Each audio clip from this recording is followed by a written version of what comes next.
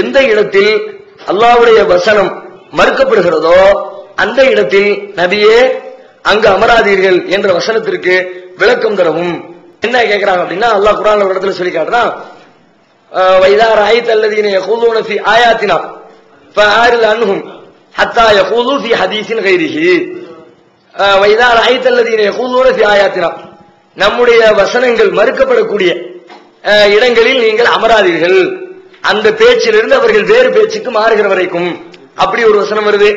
இன்னொரு இடத்துல இன்னும் வேற மாதிரி சொல்றான். எப்படின்னா 4:140ல وَقَدْ نَزَّلَ عَلَيْكُمْ فِي الْكِتَابِ أَنْ إِذَا سَمِعْتُمْ آيَاتِ اللَّهِ يُكْفَرُ بِهَا وَيُسْتَهْزَأُ بِهَا فَلَا تَقْعُدُوا مَعَهُمْ. உங்களுக்கு அருளி இருக்கிற வேதத்திலே இறைவன் சொல்லி இருக்கிறான். என்ன சொல்லி இருக்கிறான்? அன்இதா சமயத்தும் ஆயாத்தில்லா, அல்லாஹ்வுடைய வசனங்கள் அது மறுக்கப்படுவதை நீங்கள் கேட்டால், அது கேலி செய்யப்படுவதை நீங்கள் கேட்டால், ஃபலா தகூதும் ஆகும், அந்த இடத்தில் அமராதீர்கள். ஹத்தா யகூலு ஃபீ ஹதீஸின் கைரிஹி, அந்த பேச்சிலிருந்து அவர்கள் வேறு பேச்சுக்கு மாறுகிற வரைக்கும்.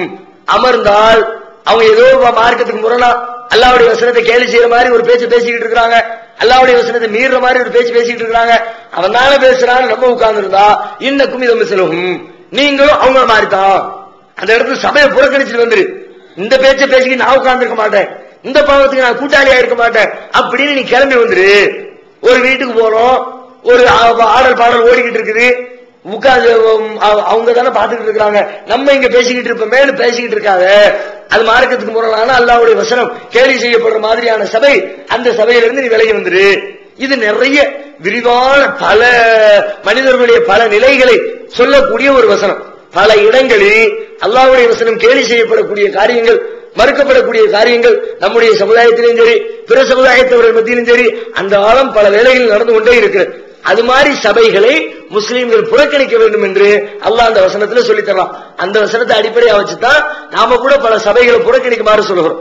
சில விருந்துகள் மார்க்கத்துக்கு முரணான காரியங்கள் அந்த சபையில் அரங்கேறுகிறது, அந்த சபையில போய் உட்கார்ந்து இருக்காங்க, அதுல இருந்து விலகி வந்துரு என்றெல்லாம் இந்த வசனத்தை மையமாக வைத்து தான் நாம் போதனை செய்கிறோம்.